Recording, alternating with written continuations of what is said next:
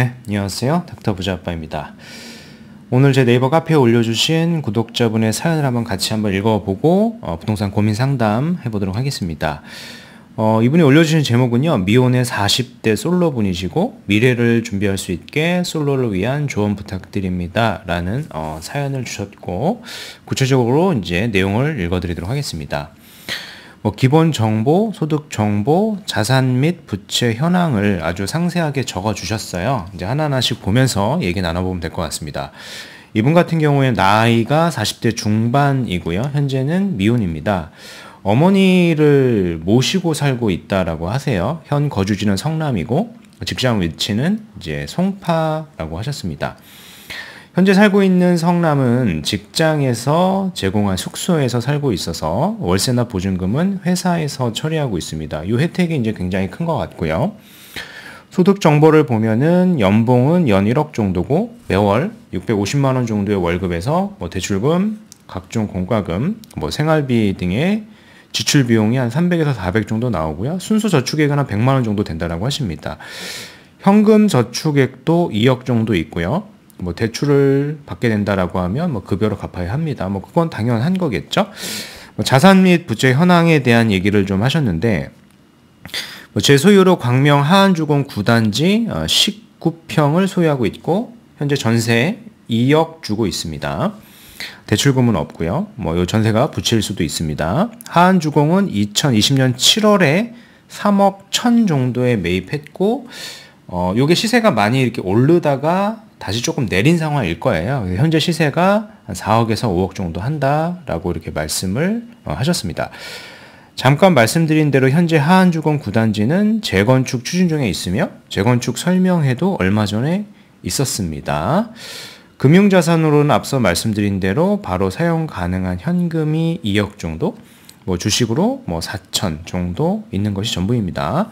그래서 합산하면은 이 하안주공이라고 하는 게 좀 비과세가 되시는 것 같아요. 그래서 매도를 한다라고 하면은 이렇게 전세금 빼주고 현금하고 이렇게 더하면은 한 5억 정도 된다. 주식까지 다 더했을 때 그렇게 예상을 하시는 상황인 것 같습니다. 이 상황에서 이제 투자의 목표하고 이제 고민이신 내용이 있겠죠. 같이 한번 얘기해 보도록 하겠습니다. 첫 번째 이제 목표도 있었었는데 저는 이제 최종 목표만 이렇게 말씀을 드리려고 그래요. 결국에 이제 최종 목표만 달성을 하면 되는 거니까요. 최종 목표를 빨리 달성하고 그 다음 3차 목표를 달성하면 되는 거니까 이렇게 좀 말씀드리고 싶고요. 그래서 1차적으로는 50이 되는 한 2030년 정도에, 지금이 2024년이니까 한 2030년까지는 목표 자산을 한 20억 정도의 아파트를 이제 소유하는 것입니다 라고 하셨고요. 제가 살아도 좋고 아니면 월세를 놓아도 마음 편히 놓고 많이 받고 싶습니다. 이것이 노후 자금이 될 수 있도록요 라고 하셨습니다. 고민하시는 게 뭐냐면은 고민하고 있는 것은 광명도 오를 것은 분명한데 거의 준서울급이니까 그냥 이것을 가지고 있는 것이 좋을지, 재건축이 돼도 가격이 오르려고 하면 시기가 좀 걸릴 것으로 보입니다. 또 여기가 오르면 그만큼 서울은 더 빨리 오르니까 기다리는 것이 맞는지, 아니면 한번 팔고 상급지로 갈아타는 것이 좋을지 고민됩니다 라고 하셨는데요. 일단은 내 자산이 목표가 현재 화폐 가치 기준으로 20억이라고 하면은 광명 지역보다는 조금 더 상위급지로 갈아타야 되는 건 맞아요. 광명에서 1급지라고 할 수 있는 지역의 시세가 20억이 하지 않거든요.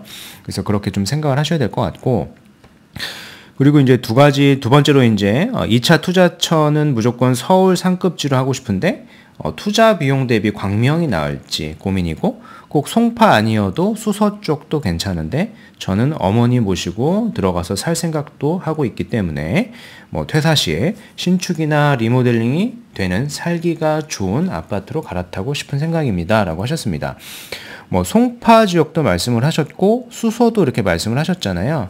현재 아까 제가 보니까 광명을 만약에 매도한다라고 하면은 5억 정도의 시드가 있고 저축액과 현금 흐름을 제가 확인을 했고요. 그리고 관심 있는 데가 송파하고 이제 수서라고 말씀을 하셨으니까 각각 보면서 제 의견을 좀 드리면 될 것 같습니다. 자, 일단 첫 번째로 현재 소유하고 계신 단지를 한번 볼게요. 이 하안주공 9단지를 들고 계신데 매수 시점은 그래도 괜찮게 잘 매수를 하신 것 같아요. 2020년 한 7월경에 이렇게 매수를 하셨으니까 한 3억 한 1천 정도에 이렇게 매수를 하신 거예요. 그래서 요게 이제 가파르게 한 21년에 이렇게 오르다가 금리 이슈로 인해서 이렇게 떨어지죠. 떨어지고 나서 지금 횡보를 하고 있는 상황인데, 현 시점에도 보면은 나와 있는 게 뭐 4.3억 이상 정도 하니까 우리 양도 차익을 좀 계산해 본다라고 하면 뭐 1억 2천 정도 플러스 알파는 되는 것 같습니다. 그리고 이 해당하는 광명이라고 하는 지역이 지금 공급량 이슈가 좀 있어서 그러지, 공급량 이슈가 좀 해결이 되면 저는 충분히 좀 반등을 할 수 있는 지역이라고도 이제 생각을 합니다. 근데 이제 문제가 좀 하나가 있어요. 결국에는 우리가 이제 자산의 목표가 한 20억 정도를 만드는 게 목표죠. 20억짜리의 신축의 아파트를 만드는 게 목표인데, 하한주공이 여기입니다. 하한주공이 여기인데, 이 아래가 뭐 소화 정도 되겠죠. 근데 하한주공이라고 하는 데는 이 광명 전체적으로 봤을 때도 상위급지에 속하진 않거든요. 그래서 상위급지라고 하는 데는 뭐 철산역, 광명역 정도일 텐데, 뭐 철산역의 가장 비싼 아파트가 현재 화폐 가치 기준으로 15억을 하지가 않거든요. 그 전고점 기준으로 본다라고 하더라도, 그냥 15억으로 쳐준다라고 하더라도 목표하는 20억을 달성하기에는 조금 부족할 수는 있기 때문에, 저 같으면은 이 하한주공이라고 하는 게 현재 비과세다라고 하면은 요거를 잘 매도를 하시고 급지를 20억이 넘어갈 수 있는 지역으로 한 번 정도는 상향해 가시는 게 사실은 명확한 방향성이다라고 좀 정리를 해드리고 싶고요. 그리고 뭐 송파도 말씀을 하셨고 수서도 말씀을 하셨잖아요. 근데 수서 지역을 한번 먼저 보면은 수서에도 보면 강남이지만은 우리가 이제 5억의 시드를 가지고 갈 수 있는 아파트도 존재는 합니다. 예, 수서 뭐 1-2단지라고 하는 요 아파트도 존재를 하는데, 비록 소형 평형이죠. 근데 여기가 이제 뭐 가격을 보면 알겠죠. 강남인데 뭐 한 8억밖에 안 하는 거야. 비록 소형이지만은 그 이유가 있죠. 뭐 여러 가지가 이슈가 있어서, 사실 뭐 사업성의 이슈도 있고, 그래서 여기를 제가 봤을 때는 5억의 시드를 가지고 수서를 투자하기에는 사실 여기가 우리가 목표로 하는 기간 안에 뭐 어떤 정비 사업이 된다거나 그 시점에 내가 20억이 되기에는 사실은 좀 버거운 지역이다라고 저는 생각이 돼서 수서라고 하는 지역도 조금 제외를 하고 보는 게 맞을 것 같고, 그리고 이제 질문하셨던 게 이제 송파예요. 물론 이제 수서의 다른 지역들은 5억의 시드로는 우리가 투자를 할 수 없으니까 그렇게 보셔야 될 것 같고요. 이제 송파라고 하는 지역도 보면은 5억의 시드로는 잠실권은 갈 수 없고, 뭐 가락 정도의 정비 사업, 그러니까 재건축 단지는 우리가 갈 수는 있는데, 재건축 아파트라고 하는 게 이제 특징이 이런 전세가가 많이 낮단 말이에요. 그죠? 전세가가 낮아가지고 우리가 아파트를 매수한다라고 할 때 갭 투자가 좀 어려워요. 그래서 5억을 가지고 투자는 어렵고, 5억 플러스 한 5억 정도의 어떤 담보대출을 받아야 될 텐데, 아무리 우리가 소형 아파트 정비사업을 산다라고 하더라도, 물론 이제 현재 소득도 한 1억 정도 되기 때문에 이런 5억의 대출은 충분히 나옵니다. 나와서 충분히 살 수는 있는데, 우리가 월 저축액을 제가 봤을 때는 한 100만 원 정도 저축을 한단 말이에요. 근데 5억을 우리가 담보대출 받으면 한 200만 원 내외 정도의 원리금 상환액이 나오니까, 그런 부분을 우리가 해결할 수 있는 부분을 찾으셔야지만 이제 송파권역에 그래도 좀 투자성이 있고 거주를 하면서 투자성을 높일 수 있고, 여기가 향후에 정비 사업이 됐을 때 충분히 한 20억 정도 넘어갈 수 있는 포텐셜이 있는 지역은 갈 수 있다라고 좀 정리를 해드리고 싶고요. 근데 이제 뭐 보내주신 사연에 보면은 우리가 이제 이미 사택을 제공받고 있고 거주 비용이 발생을 하지 않는 것 같아요.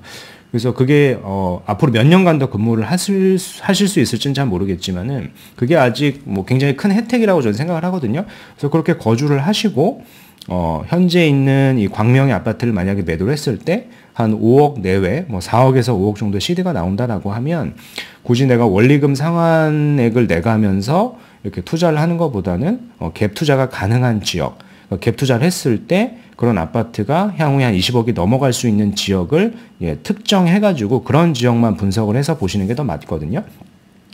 뭐 제 영상에서도 여러 번 언급을 드렸고 그런 여러 가지 지역을 좀 말씀을 드렸는데, 오늘 이제 용산 지역을 또 한번 말씀을 한번 드려보도록 할게요.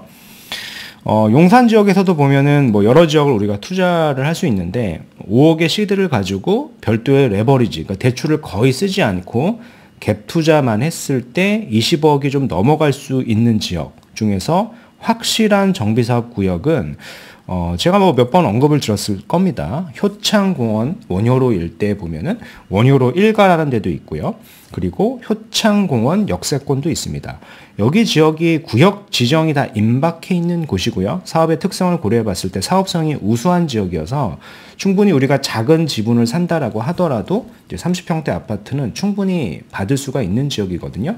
물건을 좀 잘 찾아보시면은 우리 현금 뭐 4억에서 5억 정도로 우리가 충분히 이제 갭 투자를 하실 수도 있다라고 저는 생각을 합니다.